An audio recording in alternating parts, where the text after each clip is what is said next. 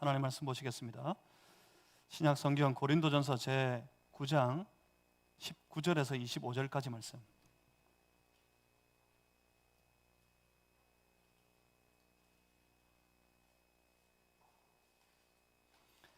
제가 가지고 있는 성경책에는 신약 성경 제273페이지에 있습니다. 고린도전서 제9장 19절에서 25절까지 말씀입니다. 고린도전서 9장 19절에서 25절, 오늘 거룩한 주일 하나님 앞에 예배드리는 우리 무리에게 허락하신 살아계신 하나님의 말씀입니다. 우리 한 절씩 저와 여러분이 나누어서 교독하시겠습니다. 내가 모든 사람에게서 자유로우나 스스로 모든 사람에게 종이 된 것은 더 많은 사람을 얻고자 함이라.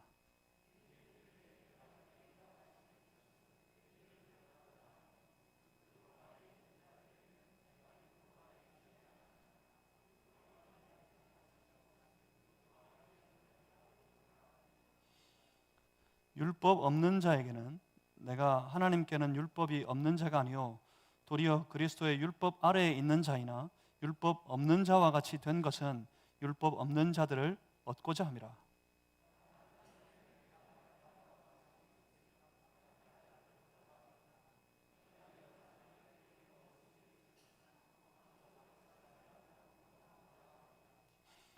내가 복음을 위하여 모든 것을 행함은 복음에 참여하고자 함이라.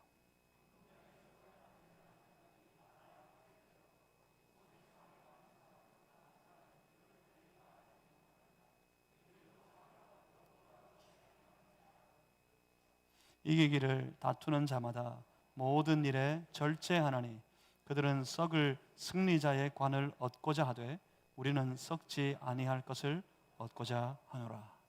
아멘. 제가 잠시 기도하고 함께 말씀 받겠습니다. 살아계신 하나님, 오늘도 말씀으로 우리를 찾아오시니 이 말씀 가운데 주의 거룩한 백성들이 우리 주님을 만납니다. 주여, 주의 얼굴을 대면하게 하시고 주의 음성을 듣게 하여 주시옵소서. 성령님, 우리로 깨달을 수 있는 영을 허락하여 주시옵소서. 깨달아 주의 뜻대로 살아가는 주의 거룩한 백성들이 되도록 주의 성령이시여 우리 가운데 역사해 주시옵소서. 예수 그리스도 이름으로 기도하옵나이다. 아멘. 하나님은 어떤 사람을 아는지 기억하십니까? 하나님이 알아주시는 인생이 있었습니다. 하나님이 알아주는 사람들이 누구입니까? 뭔가 굉장히 대단한 일을 하고 아주 의로운 삶을 사는 자들, 그래서 그들이 참으로 위대해서 하나님이 그들을 알아주십니까? 하나님이 알아주는 인생, 하나님께서 주시는 인생은, 인정하시는 인생은 어떤 사람들이었습니까? 그들은 다름 아닌 하나님을 사랑하는 사람들이었습니다. 못나고 부족해도, 그래서 사람들 눈에는 잘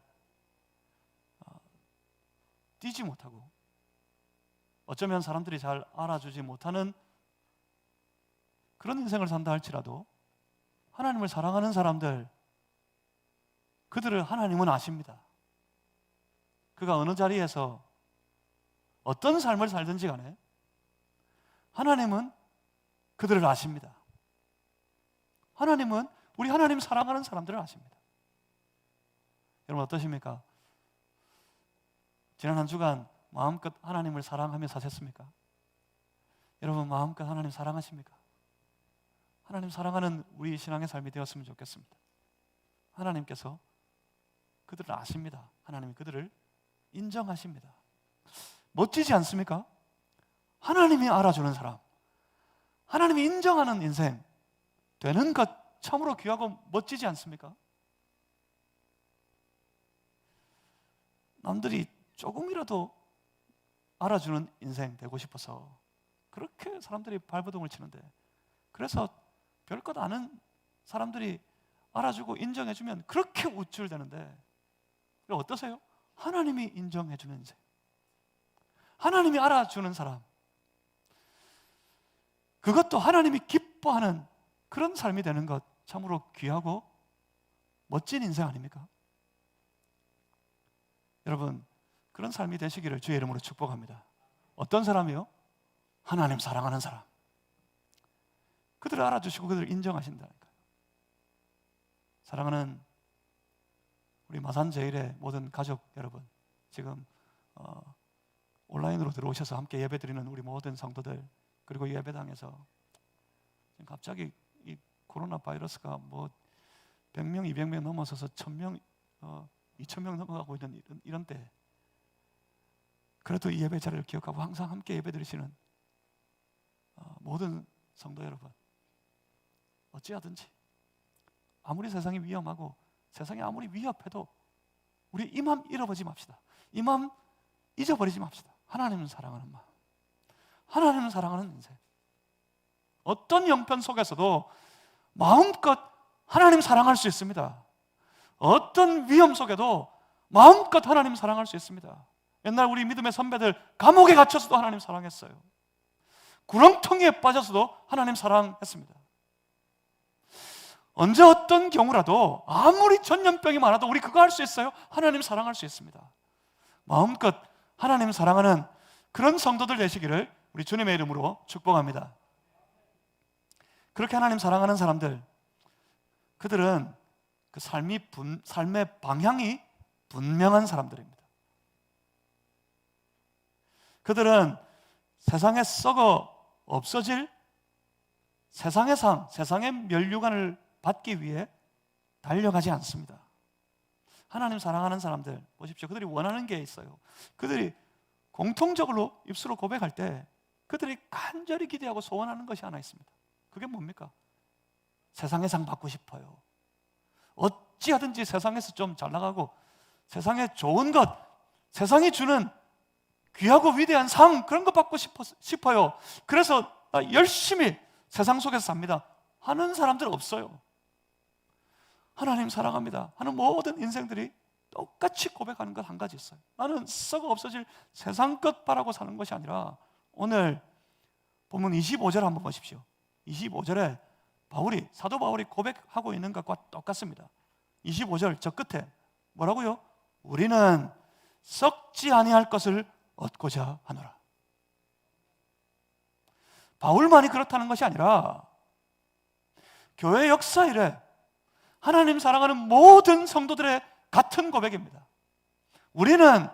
나는 하나님 사랑하는 나는 세상의 상 아니라 나는 썩지 아니할 것을 얻고자 하여, 썩지 않는, 그러니까 영원한 승리의 면류관을 얻고자 하여 그것 바라보고 달려가는 인생, 그 인생이 바로 하나님 사랑하는 인생입니다. 썩지 아니할 영원한 승리의 면류관을 얻기 위해 그들은 열심히 경주합니다. 열심히 달려갑니다. 이 다른 박제, 승리의 영원한 면류관 얻기 위해 하나님 사랑하는 마음으로 열심히 달려가는 이 다른 박질의 삶, 이게 바로 성도들의 인생입니다. 우리는 열심히 승리의 면류관 얻기 위해 달려가는 경주자들입니다. 그래서 사도 바울은 흔히 우리의 신앙의 삶을 경주에 비유하곤 했습니다. 성도는, 신앙인은, 우리 그리스도인들은 경주자란 말입니다. 오늘 본문도 이 경주에 참여합니다. 달리는 경주, 열심히 달려서 상을 얻기 위해 뛰어가는 이 경주에 참여하기 위해서 그 전에 우선 우리가 아주 분명히 해야 되는 것이 하나 있습니다. 무엇을 향해 달릴 것이냐입니다. 어디를 향해 달려갈 것이냐, 그 목표의 지점이 어디인지를 정확하게 이해해야 합니다. 그렇지 않으면 달리다가 길을 잃어버려요. 엉뚱한 곳을 달려가고 있습니다. 무언가 열심히 달리고 있는데 한참을 달려가다가 모르겠습니다. 어디로 가야 되는지, 내가 무엇을 얻기 위해 어디를 향하여 달려가고 있는지를 모르겠어요. 이 목표의 지점을 정확하게 정확하게 하지 않으면 우리 헤맬 수 있습니다. 여러분 혹시 이 신앙의 경주를 마치 다른 박질하는 것 같은 이 신앙의 경주의 삶을 오랫동안 지금까지 열심히 달려왔는데 자칫 돌아보니까 내가 어디를 향해 가고 있는지 그 길을, 그 방향을 잃어버린 것 같은 그런 분이 계시지 않습니까? 지금도 열심히 달리고 있는데 내가 과연 무엇을 위해 어디를 향하여 달려가고 있는지 그 길을 잃어버린 것 같은 분, 그런 분 계시지 않습니까? 우리의 이 다른 박질은 분명한 목표가 있습니다. 우리 각자 개인의 삶에 주어진 분명한 목표의 지점이 있어요. 그 목표까지 열심히 달려갔을 때 그들은 하나도 예외 없이 우리 하나님이 예비하신, 본문에서 바울이 그렇게 기대하고 소원하고 있는 썩지 아니할 승리의 면류관을 우리에게 주실 것이고 우리는 받게 될 겁니다. 그 목표의 지점이, 우리가 애써 달려가는 방향이 무엇입니까? 그걸 한마디로 우리에게 주어진 사명이라고 할 수 있습니다. 성도는 승리의 면류관을 얻기 위해 사명을 향하여 열심으로 달려가는 인생, 그들이 바로 성도들입니다. 사도 바울은 이 경주를 이해하고 있습니다. 사도 바울은 그의 달려가는 그 사명을 분명히 이해하고 있습니다. 고린도전서 9장 17절 하반절을 한번 보겠습니다. 고린도전서 9장 17절 하반절에 바울이 이렇게 분명히 고백하고 있어요. 나는 사명을 받았노라. 뭐라고요? 뭘 받았다고요? 사명을 받았다. 그러니까 바울은 지금 달려가는 이 경주의 이 다른 박질의 방향을 정확하게 알고 있다는 말입니다. 그것을 향해 달려가요. 그렇습니다. 우리 성도들에게는 사명이 있습니다. 저마다 이 모양 저 모양 이런저런 사명을 받았다 하는 믿음을 가지고 계시겠지만 우리 모든 성도들에게 공통적으로 똑같이 주어진 사명이 있습니다. 우리 각자 개인의 모든 개인적인 사명은 이 사명에서부터 출발합니다. 그 사명의 말씀이 바로 마태복음 28장 19절입니다. 마태복음 28장 19절에서 이제 승천하시는 예수님께서 이 땅에 남겨진 주의 제자들에게, 그 제자들을 통해 이 땅에 세우실 교회들에게, 주를 따르는 이후에 주를 따르게 될 모든 그리스도인들에게 마지막으로 부탁하고 당부하신 말씀이 있었습니다. 가서 제자 삼으라. 그리스도인들에게 주어진 주님의 당부, 주님의 부탁이 있습니다. 가서 모든 족속으로 내 제자를 삼으라. 가서 제자 삼는 일, 이것이 우리 성도들에게 주어진 복음 선교의 사명입니다. 이 마태복음 28장 19절 말씀을 어떻게 다루느냐에 따라서 개인과 공동체의 모습이 달라집니다. 마태복음 28장 19절의 말씀을 들을 때마다 가슴이 뛰는 사람들이 있어요. 그 사람들이 이 땅의 교회 역사, 우리 조국, 이 한국 땅에, 대한민국 땅의 교회 역사를 이끌어 왔습니다.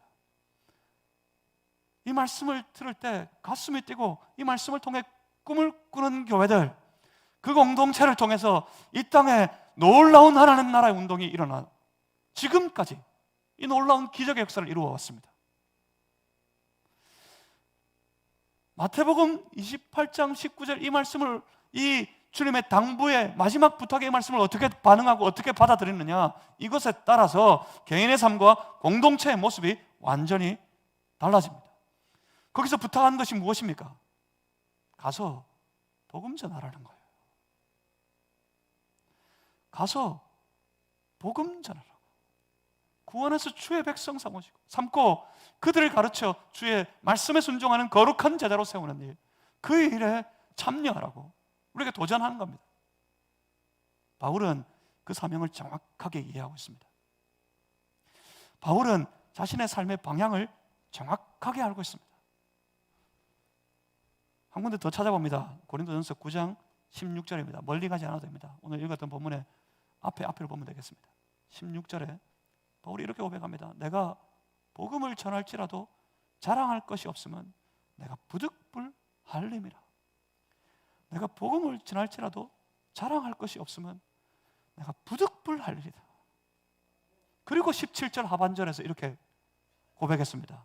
나는 사명을 받았노라. 무슨 말입니까? 복음 전하는 일, 이것이 내가 주께로부터 받은 사명이라는 고백이에요. 그래서 그는 이 복음을 나타내고 복음을 전하는 일에 자기 인생을 걸었습니다. 소위 그렇게 복음을 전하는 삶, 이것이 사명인 줄 알고 그가 가는 모든 곳에서 모든 자리에서 복음을 나타내고 복음을 보여주고 복음을 말하고 복음을 전하는 삶, 이 삶을 한마디로 해서 선교적인 삶이다 라고 말할 수 있습니다. 그렇습니다. 이 땅에는 이 선교적인 삶을 살아가는 그리스도인들이 있습니다. 선교적인 삶을 살아가는 그리스도인들이 있다는 말은 뭡니까?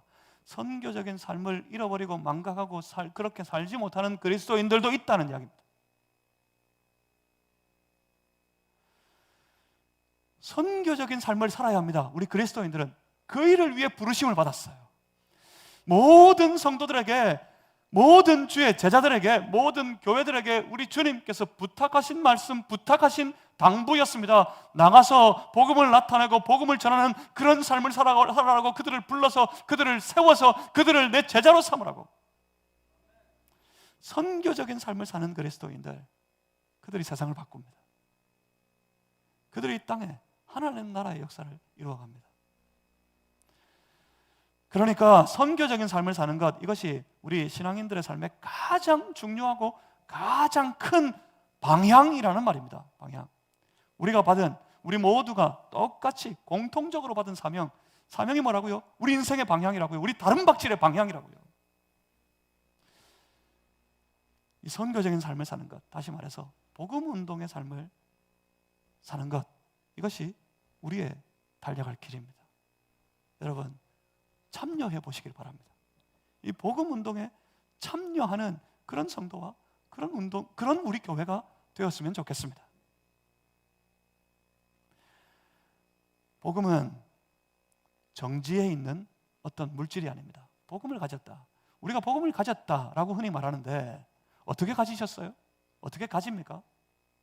자주 말씀드리지만 복음이 어떤 눈에 보이는 물건이나 물질과 같은 것이어서 복음을 가졌다 하는 말이 내 주머니 어디에, 내 몸 어느 구석에 이렇게 넣어서 보관해 둘 수 있는 것, 그런 것이라는 말이 아닙니다. 복음은 눈에 보이는, 그래서 딱 고정되고 정지해 있는 그런 물질이 아닙니다. 복음은, 그리고 내가 받을 복의 증표가 아닙니다. 내가 복음을 가졌으니까 하나님 복 주시겠지. 내가 하는 일 잘 되게 해주시고 사업에 성공하게 해주시고 사람들에게 인정받게 해주시고 나를 넘어서 내 자녀들이 잘 되게 해주시고 내 자녀가 복을 받고 자녀가 원하는 대로 잘 되고 다 성공하고 좋은 학교 가고 좋은 직장 가고 좋은 원처 만나서 좋은 결혼하고 그렇게 되겠지 하는 일의 증표가 아니라는 말입니다. 복음은 우리로 때로 잘 되게 하십니다. 때로 성공하게 하십니다. 우리의 자녀들까지 잘 되게 하실 겁니다. 저는 이 성경이 아닌데 그 말을 믿어요. 복음의 3대가 망하는 법이 없다고. 복음의 3대가 망하는 법이 없다고. 정말 그런 것 같아요. 3대로 믿음의 대를 이어가는 가정마다 다 잘 되는 그런 귀한 증거들을 많이 보기는 합니다. 하지만 무엇 때문입니까? 그게 복음이라는 부적을 가졌기 때문입니까? 아닙니다. 아닙니다. 그렇지 않습니다. 복음의 역사를 나타내시기 위해 주께서 믿는 자들의 삶에, 믿는 자들의 가정에, 믿는 자들의 가문에 역사하시는 거예요. 다 이 운동에 참여한 자들이기 때문에 그렇습니다.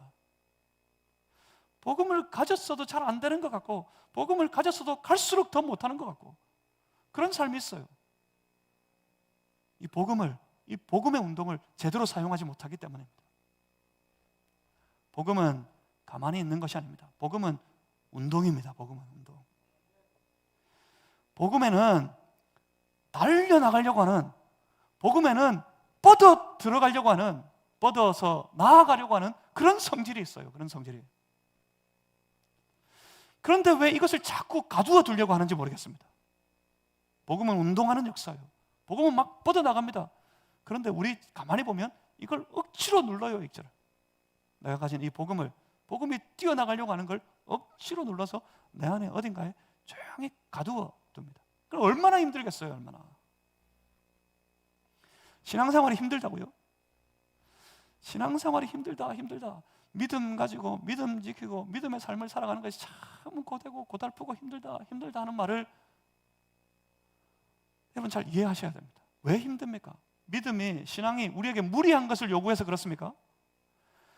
믿음이, 신앙이 우리에게 마치 아주 무거운 짐을 지어주어서 우리를 짓누르고 있는 것 같기 때문에 그렇습니까? 믿음이 그렇게 무거운 짐이라면 지금 그 믿음 지고 살아갈 사람이 얼마나 많이 있겠습니까?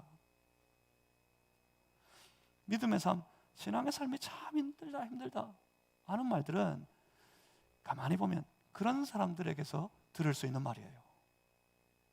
이 복음의 운동을 열심히 참여하는, 이 선교적인 삶을 신실하게 잘 살아가는 그런 성도들의 삶의 고백에는 똑같이 기쁨이 있습니다.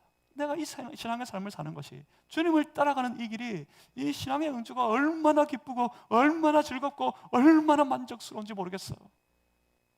나는 오늘도 주님으로 인해 만족하고 기뻐한다. 이런 고백으로 살아갑니다. 그런데 어디에 있어요?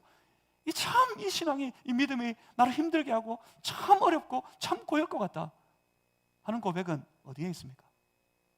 신앙이 복음이 우리 안에서 움직이려고 하는데 그걸 억지로 눌려두려고 하니까, 그걸 억지로 가두어 두려고 하니까, 그래서 힘들어요. 그래서 왜 그렇게 합니까?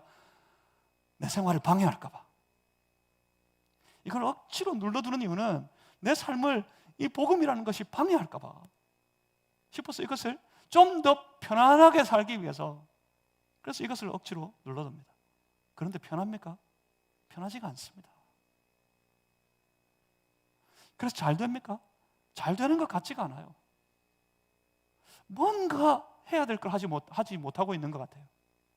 뭔가 내 삶이 잘못된 것 같아요. 무엇 때문입니까? 복음이 내 안에서 운동하고 있기 때문에 그렇습니다. 어느 날 복음이 우리의 삶을 찾아와서 내가 그 복음을 영접했을 때, 다시 말해서 그 복음을 내 마음에 모시어 드렸을 때, 복음이 뭐라고요? 기억하시고 계신지 모르겠습니다. 복음이 뭡니까? 복음은 다른 거 아닙니다. 이거다 저거다 말은 많지만 복음은 딱 한마디입니다. 예수, 그분이, 오직 예수, 그분만이 그리스도시다. 이것이 복음입니다. 내가 내 삶의 유일한 그리스도로 예수님을 영접했습니다.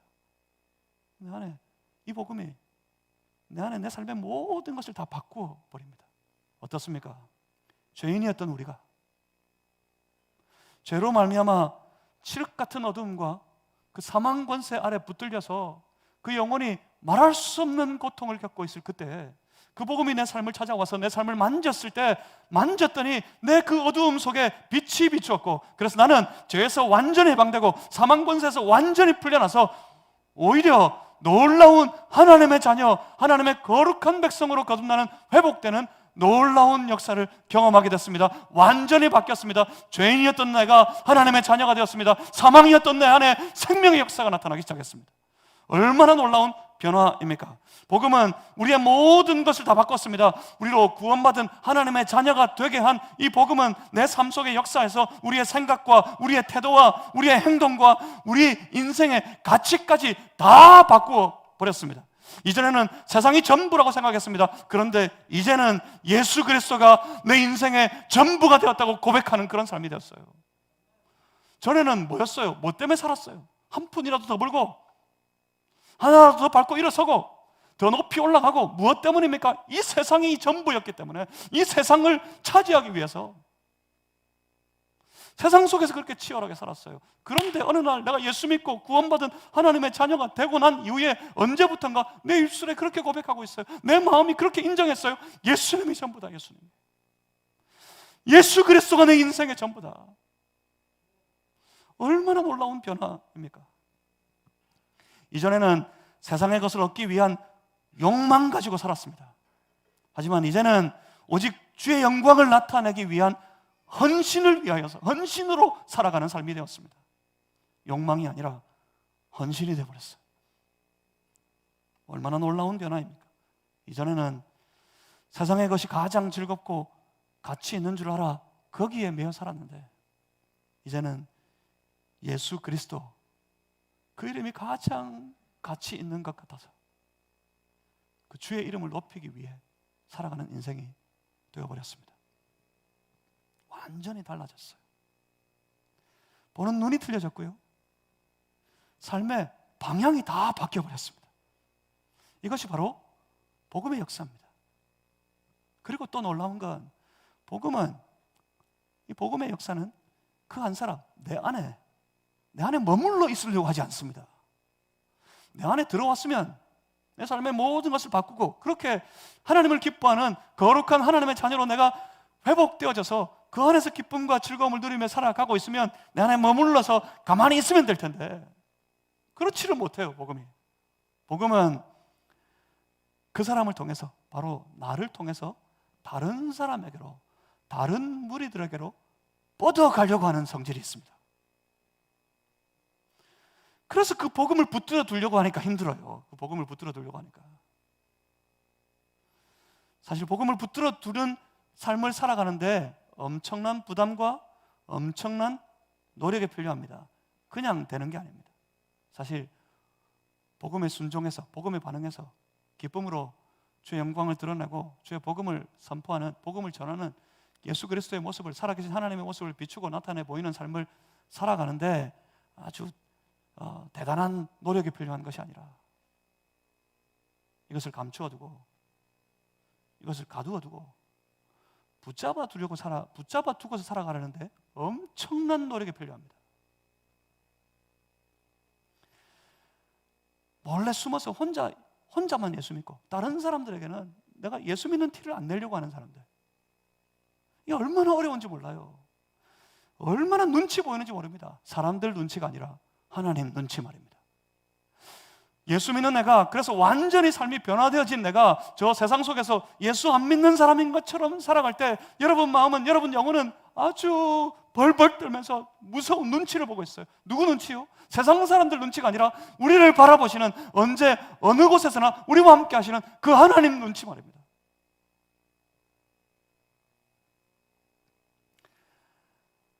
복음, 예수 믿는 그 티가 자꾸 나요. 예수 믿는 사람들. 그래서 그 믿음으로 말미암아 그 삶이 완전히 다 바뀌어버린 사람들, 그 사람들은 가만히 내버려두면 예수 믿는 티가 나요. 왜 그럴까요? 생각이 틀려졌거든. 하는 말이 틀려졌어요. 말하는 말투도 달라지고요, 이 말에 사용되는 용어도, 단어도 달라집니다. 은혜, 뭐 그런 거 어디 있었습니까? 예수 믿고 난 이후에 은혜지요. 모든 것이 은혜입니다. 모든 것이 은혜. 다 은혜래요, 은혜. 그런 거 어디 있었어요, 그런 게. 말이 달라지고요, 그래서 삶의 태도가 달라지고요, 그러니까 자꾸 드러나요. 자꾸 티가 나요. 티가 나게 돼 있어요.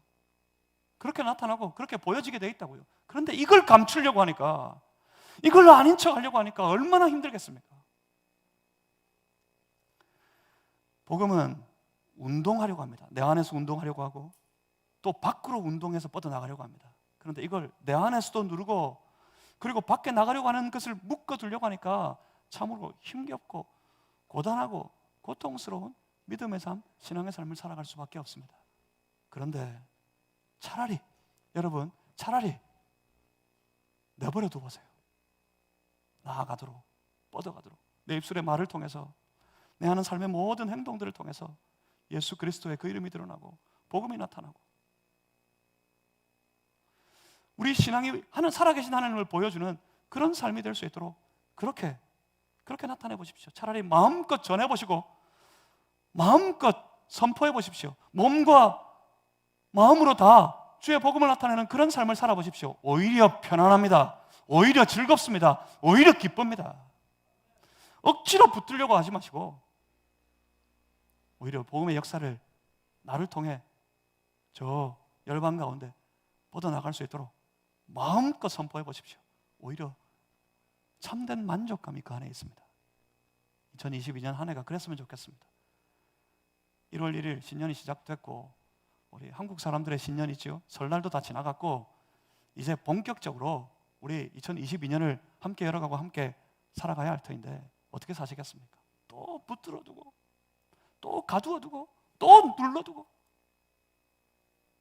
마치 세상 사람인 것처럼 마치 하나님 모르는 것처럼 예수 모르는 척하고 그렇게 살아 마음이 부담스럽고 힘들고 고단한 그런 한 해를 살아가시겠습니까?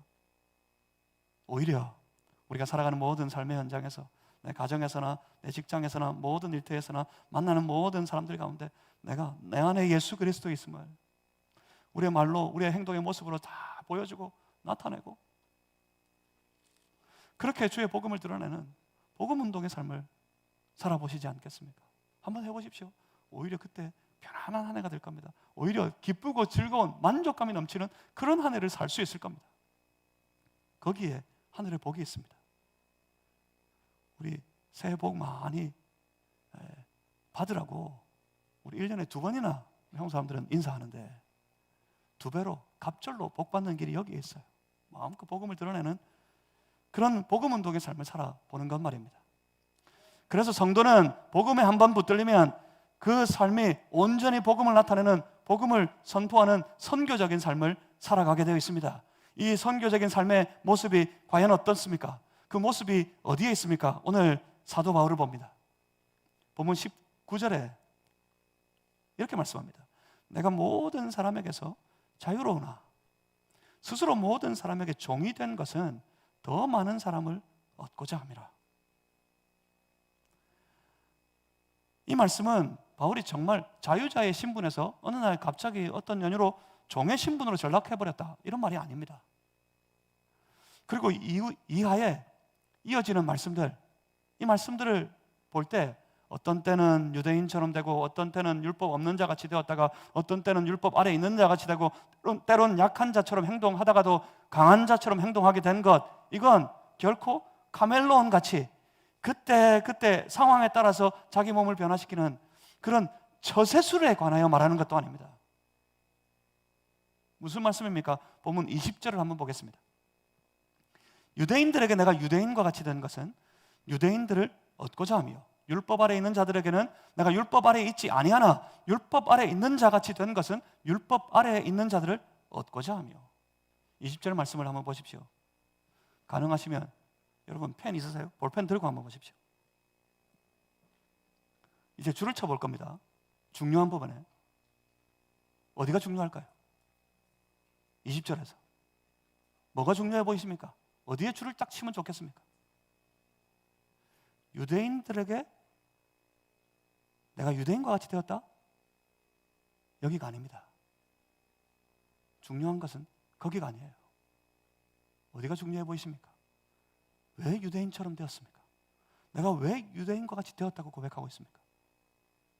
여기입니다. 유대인들을 얻고자 하며. 여기에 줄을 쳐요. 유대인들을 얻고자. 왜요? 그 이후의 말씀도 보십시오. 율법 아래에 있는 자들에게 내가 율법 아래에 있는 자같이 된 것, 그건 뭐 때문이라고요? 저 뒤에 여기에 줄을 쳐 놓으십시오. 율법 아래에 있는 자들을 얻고자 하며. 왜요? 그들을 살리고 싶어서. 저들을 살리고 싶어서. 유대인들 가운데 들어가서 저 유대인들과 같이 행동하며 그 유대인들을 살리고 싶어서. 율법 아래에 있는 자들, 그들 가운데서 내가 율법 아래에 있는 것처럼 행동하면서 그들 가운데 일하는 것은 그들을 살리고 싶어서. 그들에게 구원이 필요하니까 그들도 내가 만난 예수님 만날 필요가 있기 때문에 그래서 그들을 얻고자 해요. 그 이하에도 마찬가지입니다. 본문 21절을 보겠습니다. 율법 없는 자에게는 내가 하나님께는 율법 없는 자가 아니요 도리어 그리스도의 율법 아래에 있는 자이나 율법 없는 자와 같이 된 것은 뭐 때문이라고요? 율법 없는 자들을 얻고자 함이라. 22절에도 마찬가지입니다. 약한 자들에게 내가 약한 자와 같이 된 것은 여기에 줄쳐둡니다. 약한 자들을 얻고자 하며. 내가 여러 사람에게 여러 모습이 된 것은 무엇 때문입니까? 아무쪼록 몇 사람이라도, 아무쪼록 몇 사람만이라도, 그들 가운데 몇 사람이라도 구원하고자 하매네. 그러니까 오늘 이 본문의 말씀은 사도 바울이 보여주는 선교적인 삶, 선교적인 삶을 살아가는 성도, 그 성도들의 삶의 전형적인 모습을 보여주고 있습니다. 선교적인 삶을 사는 것, 신앙의 신실한 믿음의 삶을 사는 것, 그것이 이 선교적인 삶인데, 이 선교적인 삶을 사는 것, 이걸 이해하셔야 됩니다. 먼저 믿음 좋은 사람은 세상을 초월해야 한다 하는 오해를 하고 있는 이들이 많아요. 세상 것 다 세속적인 거니까 그 세속적인 것, 그 세속적인 자리 다 박차고 초월해서 교회 안에만 기도원 속에만 우리들끼리만 그렇게 살아야 된다라고 오해하는 사람들이 많아요. 그래서 믿음을, 신앙을 교회 안에서만, 믿는 자들 속에서만 나타내고 자랑하고 보여주려고 합니다. 나를 인정해주지 않으면, 내 신앙 좋은 것, 내 믿음 좋은 것, 난 믿음 안에 뛰어난 것 인정해주지 않으면 마음으로 불평하고 마음으로 원망하고 그러면서 삽니다. 그러다가 이 땅에 교회들이 무너지고 있어요. 큰 위기를 겪었어요. 지금 한국 교회가 이 전염병 가운데 큰 위기를 겪고 있답니다. 전쟁 이후로 이런 위기가 없었답니다. 왜요? 뭐 때문에요? 떠나고 있으니까. 사람들이 다 떠나고 있어요. 하나님은 어느 곳에나 계시다면서요. 하나님은 어디에서나 예배를 받으시고 하나님은 어디에서나 영광을 받으신다면서요. 그렇게 믿는다면 전염병 때문에 모이지 못해도 전염병 때문에 이곳 저곳에 흩어져 있더라도 그곳에 계신 하나님 바라보고 그곳에 계신 하나님을 의식하고 그 하나님 예배하고 그 하나님 찬양하고 그 하나님을 섬기는, 그 하나님을 사랑하는 믿음의 삶을 잘 살아갈 수 있어야지요. 그런데 다 떠나고 있어요. 무엇 때문일까요? 신앙을 가두어두려. 내 안에 가두어둘 뿐만 아니라 어디에 가두어둡니까? 교회 안에 가두어두려고. 그래서 신앙생활을 일주일에 한 번 교회 나오는 것으로 다 했다고 오해하고 생각하면서 살았어요. 그런데 어떻습니까? 교회를 못 가게 하네. 그래서 어떻게 됐습니까? 예배를 못 드리게 하네. 교회를 못 나가니까, 예배를 못 드리니까 신앙생활을 할 수가 없어요. 신앙생활을. 그래서 점점 신앙이 무뎌집니다. 신앙이 희미해집니다. 그래서 다 떠나요. 다 오해해서 그렇습니다. 이 선교적인 삶에 대해서 오해를 했습니다. 선교적인 삶을 살기 위해 제일 먼저 어떻게 해야 될까요? 들어가야 됩니다. 먼저 저 복음이 필요한 곳으로 들어가야 합니다. 저 유대인들 속으로, 율법 있는 자들의 무리 속으로, 또 때로는 율법 없는 자들의 무리 속으로, 때로는 약한 자들 가운데, 때로는 강하고 권세 있는 자들 그 속으로 들어가야 합니다. 들어가야 돼요. 우리 믿는 자들이 들어가야 합니다. 무엇을 가지고요? 그냥 가야 되는 것이 아닙니다. 그냥 들어가는 것이 아닙니다. 꿈을 가지고 들어가야 합니다. 어떤 꿈이요? 그곳을 복음화하겠다. 내가 살아가는, 내가 받는 모든 땅이 하나님의 나라가 될 수 있도록 할 수만 있으면 아무쪼록 거기서 몇 사람이라도 구원하여 하나님의 백성으로, 하나님의 자녀로 세워지는 놀라운 생명의 역사에 내가 참여하겠다 하는 꿈을 가지고, 이 복음화의 꿈을 가지고 들어가야 합니다. 젊은이 여러분, 청년 여러분, 꿈을 가지고 들어가야 합니다. 어디로요? 정치운동의 현장으로, 경제의 현장으로, 사회, 문화, 이 땅의 깊숙한 모든 곳으로, 모든 삶의 영역으로 들어가야 합니다. 꿈을 가지고 들어가야 합니다. 사랑하는 성도 여러분, 여러분 삶의 현장으로 나아가야 합니다. 무엇 가지고요? 꿈을 가지고요. 어떤 꿈이요? 복음화의 꿈을 가지고요. 그곳에 들어가야 합니다. 우리 그리스도인들이 세상에 들어가는 것은 그 세상 속에서 세상 사람들과 섞여 살면서 세상 사람들과 똑같은 일을 하고 세상 사람들과 똑같은 것을 함께 나누어 먹으면서 마치 그곳에서 세상 사람처럼 되기 위해서 세상으로 들어가는 것이 아닙니다. 우리가 세상에 있는 이유가 그것이 아닙니다. 우리가 세상에 들어가는 이유, 우리가 세상 속에 거하여 살아가는 이유가 무엇 때문입니까? 그들을 얻기 위하여서입니다. 다시 말해서 그들에게 복음을 나누어주고, 그래서 그들을 아무쪼록 몇 사람이라도 구원하기 위해서, 그 복음 가지고 우리가 살아가는 모든 삶의 현장을, 우리가 살아가는 이 세상을 변화시키기 위해서, 복음으로 세상 변화시키기 위해서 우리는 세상으로 나아가는 겁니다. 우리는 세상 속에 살아가고 있는 겁니다. 그렇습니다. 우리는 세상 가지고 세상을 사는 사람들이 아닙니다. 우리는 세상의 것을 가지고 세상 속에서 영향력을 나타내기 위해 운동하는 사람들이 아닙니다. 우리는 어떤 사람들입니까? 복음 가지고 세상을 사는 사람들입니다. 무엇 때문에요? 그 복음으로 세상을 변화시키기 위해서. 이러한 삶을 바울은 이렇게 한마디로 정리합니다. 본문 23절입니다. 23절에 내가 복음을 위하여 모든 것을 행하면 복음에 참여하고자 합니다. 뭐 했다고요? 내가 복음을 위하여 모든 것을 행한다. 그러니까 내 삶의 전부, 내 인생의 총체적인 영역에서 복음을 나타내는 삶, 다시 말해서 오늘 제목과도 같은 선교적인 삶을 살아가고 있다는 말입니다. 뭐 때문에요? 그게 이것 때문이겠죠. 22절 마지막에, 여러분 줄 쳐두셨습니까? 22절 마지막에 아무쪼록 몇 사람이라도 구원하고자. 한번 따라하겠습니다. 아무쪼록 몇 사람이라도 뭐 하려고요? 구원하고자. 한 번만 더 따라하겠습니다. 아무쪼록 몇 사람이라도 구원하고자. 세상 깊이 나아가는 성도들 다 되시기를 주님의 이름으로 축복합니다. 복음을 통해 사람 살리기 위해 그런 삶을 살아가는 우리 성도가 되어야 하겠습니다. 사도 바울이 왜 이렇게 선포하고 있을까요?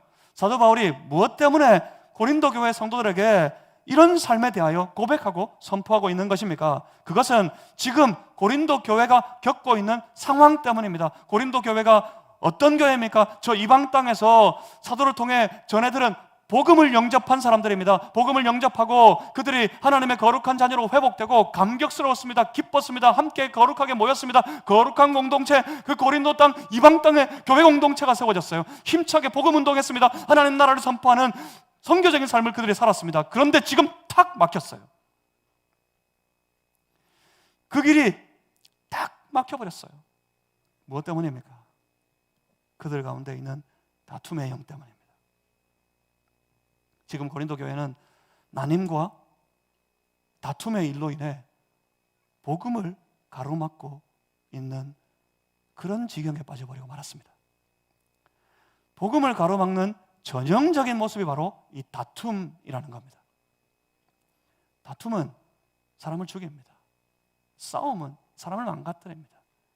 단지 다투는 사람, 싸우는 그 사람들만이 아닙니다. 그 주변에 있는 사람들까지 다 죽입니다. 여러분, 싸움 구경, 세상에서 제일 재미있는 구경이 불구경하고 싸움 구경이라고요? 그런데 불구경할 때, 싸움 구경할 때 재밌습니까? 불구경하면서 사람들 한 번씩 이 TV에 불난 장면을 비춰줄 때 주변의 사람들 보면 영 재미있는 표정이 아니에요. 발을 동동 굴리고, 아우 저기 사람이 있는데, 저기 사람 죽어가는데 발 동동 굴고 마음이 안타깝고 그래요. 싸움 구경해 보셨어요? 싸움 구경할 때 앞에서 치고받고 싸우든지 말로 막 치열하게 싸우든지 간에 그 싸움 구경할 때 어때요? 막 기쁘고 막 흥분하고 즐거워서 찬송 부를 일입니까? 마음이 막 졸이고요. 내가 한 대 얻어맞는 것 같고요. 내가 욕먹는 것 같고요. 마음이 졸여요. 마음이 졸여요. 손도 발도 부들부들 떨리고요. 왜 그런지 모르겠는데 내가 싸우는 게 아닌데 막 그렇게 부들부들 떨려요. 무슨 말입니까? 나도 죽고 있어요. 나도 죽고 있어요. 싸우는 그 현장은 다 죽습니다. 다 죽어요. 지금 이 땅에 다툼의 영이 많은 사람들의 마음을, 그 심령을 주장하고 있습니다. 다툼의 영은 개인을 망칩니다. 개인을 망칠 뿐만 아니라 그 개인이 살아가는 모든 자리를 다 망칩니다. 가정을 파괴시키고 있습니다. 무너지는 가정 현장마다 가보십시오. 다투는 일 때문에 그렇게 돼요. 다투는 일 때문에. 뭐 때문에 다투는지도 모르고 싸워요. 그냥 싸워요. 옛날에 10년 전에, 20년 전에, 30년 전에 있었던 일 가지고 싸워요. 그냥 싸워요. 그냥. 그래서 무너집니다. 그래서 깨집니다. 다툼의 영은 가정을 파괴시키고요. 다툼의 영은 교회를 파괴시킵니다. 공동체를 무너뜨립니다. 한국 교회 이곳저곳에서 이 다툼의 영이 주장해서 싸우느라고 다투느라고 정신이 없어요. 그래서 다 죽어가고 있어요. 다. 복음운동, 선교적인 삶을 살아야 할 이 땅의 성도들과 이 땅의 교회들이 이 다툼의 영에 붙들려 버렸어요. 그래서 무너집니다. 성도는 그렇기 때문에 스스로 이 다툼의 영과 싸우는 사람이 되어야 합니다. 하나님 사랑하는 사람, 그래서 하나님 내게 부탁하신 사명을 발견한 사람, 그래서 그 사명을 향하여서 헌신하며 열심히 경주하고 달려가는 복음운동의 선교적인 삶을 살아가는 그런 사람은 항상 이 다툼의 영과 싸워야 합니다. 성도는, 하나님 사랑하는 주의 거룩한 백성들은 다툼의 영에 사로잡혀 살아서는 안 됩니다. 바로 내가 살아가는 삶의 모든 현장에서 내가 만나는 모든 사람들에게 복음을 나타내는 선교적인 삶을 살아야 하기 때문에 아무쪼록 그들 가운데 몇 사람이라도 구원하는 그 귀한 생명 역사에 참여하는 그런 삶을 살아야 하기 때문에 마음대로 싸울 수가 없어요. 마음대로 싸워서는 안 됩니다. 마음대로 화내면 안 됩니다. 그래서인지 신실한 그리스도인들, 아주 이 복음운동의 이 선교적인 삶에 신실하게 열심히 살아가는 그 귀한 성도들 가만히 보면 기질적인 특징이 있어요. 참기를 잘합니다. 인내하기를 잘합니다. 잘 참습니다. 사실 그 내면에서는 처절한 싸움이 있지만 억울하기도 하고 분통이 터지기도 하고 나도 얼마든지 싸울 수 있을 것 같고 그렇지만, 그래서 내면에는 처절하게 싸우지만 밖으로 드러날 때는 참습니다. 기꺼이 참습니다. 기어이 참아냅니다. 그것은 그 사람의 인성이 그렇게 만드는 것이 아닙니다. 그것은 바로 그 사람 안에 복음을 통해 역사하고 계신 성령님의 도우심 때문에, 성령의 역사 때문에 그렇게 됩니다. 그렇습니다. 성령은 우리로 참게 합니다. 성령은 우리로 절제하게 합니다. 성령은 절제의 영이십니다.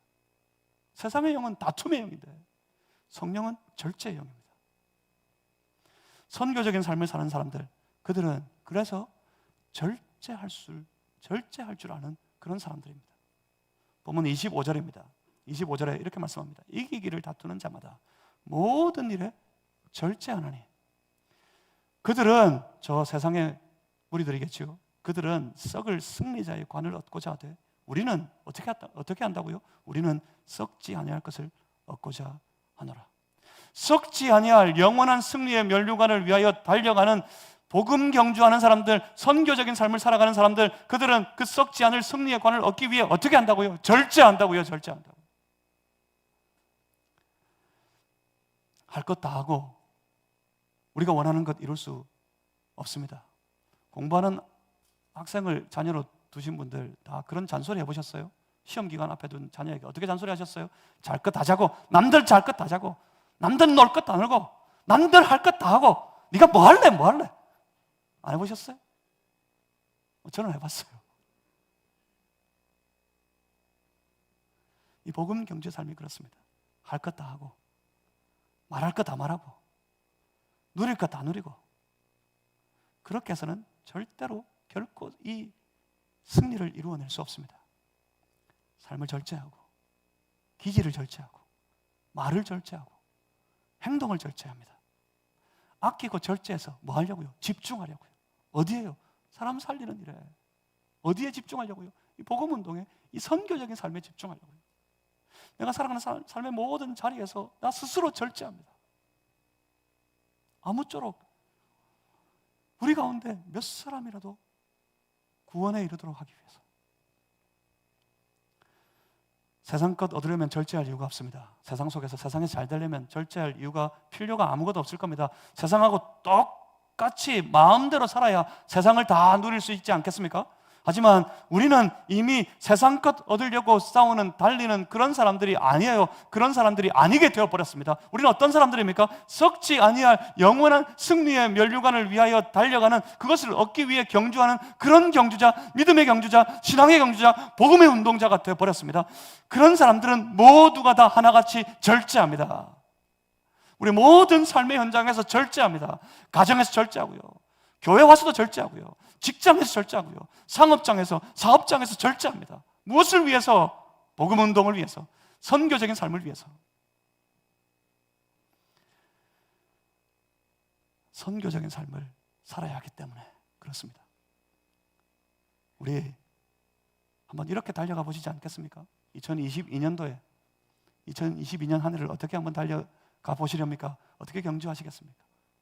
늘 하던 것처럼 세상에 치여서 세상 것 얻어보려고, 세상 것 차지하려고, 세상을 마음껏 누리고 세상에서 세상 사람하고 똑같이 열심히 달리고, 그렇게 살아보시겠습니까? 어땠어요?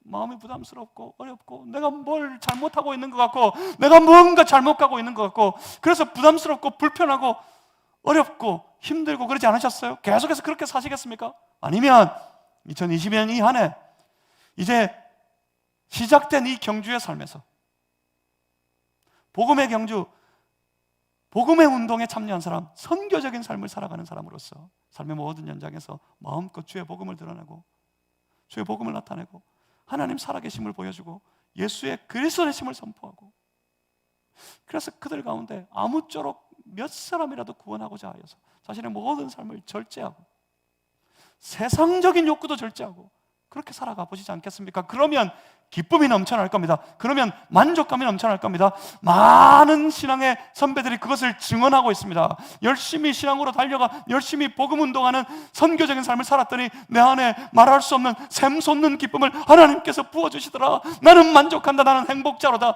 나는 기쁨이 넘친다. 나는 과연 승리자였다. 그렇게 고백하는 그 사람들처럼 우리도 그렇게 될 줄 믿습니다. 2022년 한 해를 이 선교적인 삶을 살아서 이 땅 가운데 주의 복음을 드러내는 그런 성도들이 다 되시기를 주의 이름으로 축복합니다. 복음이 막혀져 버렸어요. 다시 열려야죠. 다시 이 땅 가운데, 동방의 예루살렘이라 불리던 이 땅 가운데 주의 복음이 온 땅을 뒤덮는 그리스도의 푸른 계절이 다시 임하도록 만들어야 하지 않겠습니까? 우리 교회가 그 일에 참여하기를 소망합니다. 기도하겠습니다. 살아계신 아버지 하나님, 그렇게 사명인 줄 알아 그 사명의 삶을 경주하며 살았던 바울과 같이 우리도 다 이 선교적인 삶에 우리의 모든 생활을 집중하고 아무쪼록 몇 사람이라도 살려내는 생명 열매, 생명 역사를 이루기 위해 헌신하는 우리 모든 성도의 삶이 되게 해 주시옵소서. 약속하셨지 않습니까? 그들과 함께 하실 거라고. 가서 제자 삼는 그 일에 헌신한 모든 주의 제자들과 영원토록 세상 끝날까지 함께 하시겠다고 주님 약속하시지 않으셨습니까? 여기 주의 복음 운동에 선교적인 삶에 참여하는 주의 거룩한 백성들이 있사오니 약속하신 것처럼 함께 하여 주시옵소서. 함께 하셔서 능력 주시고 힘 주시고, 그래서 능히 이룰 수 있도록, 그리고 생명의 영원한 승리의 면류관을 얻을 수 있도록 축복하여 주시옵소서. 감사합니다. 예수 그리스도